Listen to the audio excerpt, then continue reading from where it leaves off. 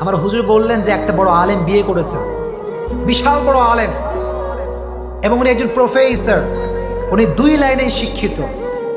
তো বিয়ে করেছে এমন একটা মেয়েকে, যে মেয়েটা দেখতে সুশিক্ষিত, সভ্য, মার্জিত, অনেক বড় ফ্যামিলির মেয়ে। কিছু কিছু মেয়ের উপরে এক, ভেতরে আর এক, আছে না নাই? অনেক মেয়ে আছে দেখবেন এত সুন্দর পর্দা করে, মুখ দেখা যায় না, হাত দেখা যায় না, চোখটাও দেখা যায় না, এরকম মেয়ে আছে না নাই?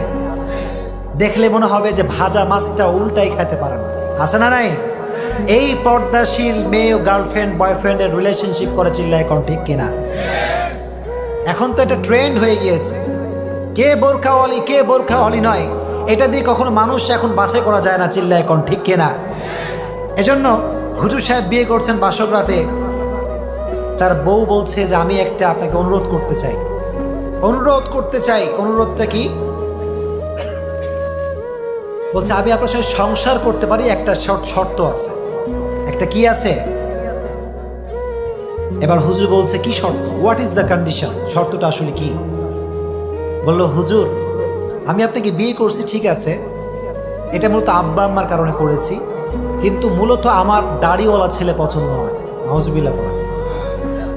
তা আমার যে সুন্দর চেহারা, এটা কি আপনার পছন্দ হয়? হুজুর বলল অবশ্যই, তুমি তো খুব সুন্দরী, অসাধারণ তুমি দেখতে, মেঘ কালো কেশ, কাজল কালো চুল, তাকালে প্রাণটা জুড়িয়ে যায়, হাসতে যেন মুখটা ঝরে, এত সুন্দরী তুমি, রূপবতী তুমি, তোমাকে তো আমার ভালো লাগে, এই জন্য বিয়ে করেছি। বলো যদি সত্যিই তাই হয়, তাহলে একটা আই হ্যাভ অন রিকোয়েস্ট, একটা অনুরোধ আছে। What is the request? অনুরোধটা কি? বলো হুজুর, আমার সঙ্গে সংসার করতে চাইলে দাড়িটা রাখা যাবে না। নাউজুবিল্লাহ পড়া। হুজুররা কি বোকানা চালাক? হুজুর দেখে বোকা মনে হয় নাকি আমাদের নিয়ে অনেকে জ্বলনি আছে না নাই? আমাদেরকে নিয়ে সব জ্বলনি।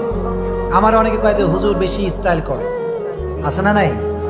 হুজুর সেই হবে সবচেয়ে বেশি স্মার্ট, চিল্লায় এখন ঠিক কিনা? আমার নবী কি খ্যাত ছিলেন? কথা করে খ্যাত ছিলেন নাকি আমার নবী? আমার নবী ছিলেন গোটা বিশ্বের সবচেয়ে স্মার্ট পুরুষ, চিল্লায় এখন ঠিক কিনা? হুজুর বললেন ওকে, ওয়েট আ মিনিট, একটু সময় দাও, তুমি একটু এখান থেকে যাও, আমি তোমাকে উত্তরটা দিব আফটার অন আওয়ার, 1 ঘন্টা পরে। বউ ভাবছে আয় হ্যাঁ, কাজ হয়ে গেছে। কি হয়ে গেছে?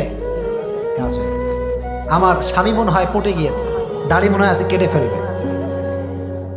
তো হুজুর সাহেব বাসর রাতে বসে আছে, বাসর রাতে ওয়াইফকে বলছে তুমি আর এক রুমে যাও, আমি এখানে বসে আছি। 1 ঘন্টা পরে ওয়াইফ আবার আসছে, এসে গেটটা নক দিয়েছে যে একটু গেটটা খুললে আপনার ডিসিশন শুনতে চাই, যে আপনার ডিসিশনটা আসলে কি। আমার কথা বোঝা যায়? যায় নাকি বুঝতে অসুবিধা হচ্ছে আপনাদের? হুজুর সাহেব বাসর রাতে বসে আছে, বউ আসছে, এসে বলছে হোয়াটস ইয়োর ওপিনিয়ন, কি আপনার মন্তব্য, কি আমাকে একটু বলেন, কি ডিসিশন আপনি ফাইনাল করলেন? উনি বললেন যে বউ, তুমি তো আমার বউ, তুমি আমার কি বউ, মানে তুমি আমার জান, চিল্লায় এখন ঠিক কিনা? কিন্তু আমি অনেক চিন্তা করে দেখলাম যে আসলে আব্বা আম্মার পর তুমি আমার পৃথিবীর সবচেয়ে আপন, ঠিক কিনা? বউ তো মহাখুশি, তাহলে তো অবশ্যই ভাবসাব খুব ভালো, মনে হয় সব কিছু ঠিকঠাক থাকবে। এবার হুজুর বলল যে আমার আব্বা আম্মা আপন, তারপরে তুমি আমার আপন, কিন্তু সবার আগে আমার আপন একজন, চিল্লায় কোন, তিনি কে? যখন তিনি কে? আল্লাহ আমার সবচেয়ে কাছের, আমার আল্লাহ সবচেয়ে আমার প্রিয়, চিল্লায় কোন ঠিক কিনা? আমি আয়াত পড়েছি, আমার বউ একটা আয়াত পড়েছি, ওয়ামা আতাকুমুর রাসূলু ফাখুযুহু ওয়ামা নাহাকুম আনহু ফান্তাহু। আল্লাহর হাবিব বলেছেন যে তুমি যদি আমাকে বাদ দিয়ে পৃথিবীর সব জায়গায় সুখ খোঁজো, তুমি মনে করবা এটা সুখ, কিন্তু এটা প্রকৃত পক্ষের সুখ হতে পারে না, চিল্লায় কোন ঠিক কিনা?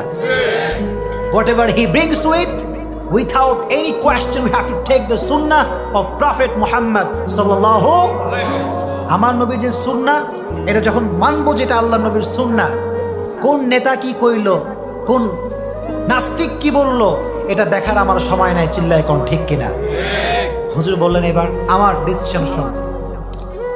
আমার ডিসিশন হচ্ছে এই, আমার আপন একজন, তিনি কে? জয়গণ তিনি কে?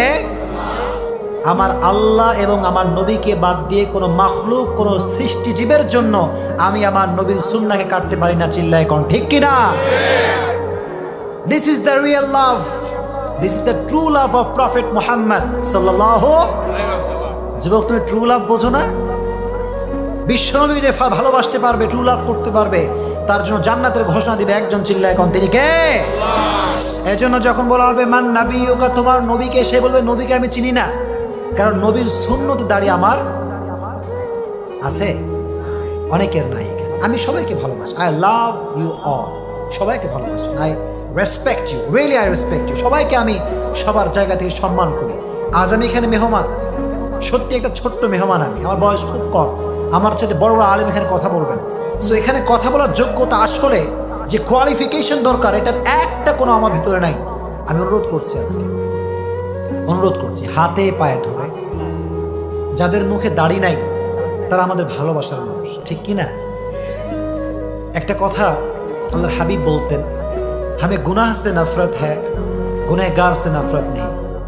भाई हम तो गुनाह से नफरत करते हैं, लेकिन जो गुनाह करते हैं उन्हें हम नफरत नहीं करते। আমরা গুনাহকে অপছন্দ করি, কিন্তু গুনাহগার বান্দাকে আমরা ভালোবাসি, চিল্লায় কোন ঠিক কিনা?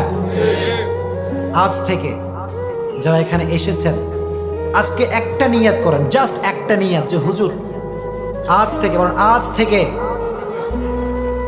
সবাই এখান থেকে from beginning to the last সবাই বলবেন আজ থেকে হুজুর আমি খাঁটি দিল থেকে, প্লিজ কথা বলেন, নিয়তটা করেন, তোমাকে নিয়তটা করেন, হুজুর খাঁটি দিল থেকে আজকে আমি নিয়ত করলাম, আজ থেকে আমি আমার নবীর সুন্নাহকে অনুসরণ করে আমি আমার নবীজির দাড়ি রাখবো। জোরে কোন ইনশাআল্লাহ? পারবেন ইনশাআল্লাহ? নাকি এটা একটা ফর্মালিটি হয়ে গেল, হুজুর কইছে না কইলে কি আর হয়? এরকম না, প্লিজ। যদি আপনি দাড়ি রাখতে পারেন, কবরের ভেতরে সেকেন্ড কোয়েশ্চেন তোমার নবীকে, এই উত্তরটা আপনার জন্য সহজ করে দিবে একজন, তিনি কে? তোমার রবকে, তোমার নবীকে, এটা প্রশ্ন করা হবে। যদি আপনি মুমিন হয়ে থাকেন, আপনার জন্য উত্তরটা সহজ করে দিবে একজন, তিনি কে? তাহলে একটা মেসেজ আমি প্রথমে দিয়েছি, মরার আগে হয় রাখতে হবে একজনের, তিনি কে?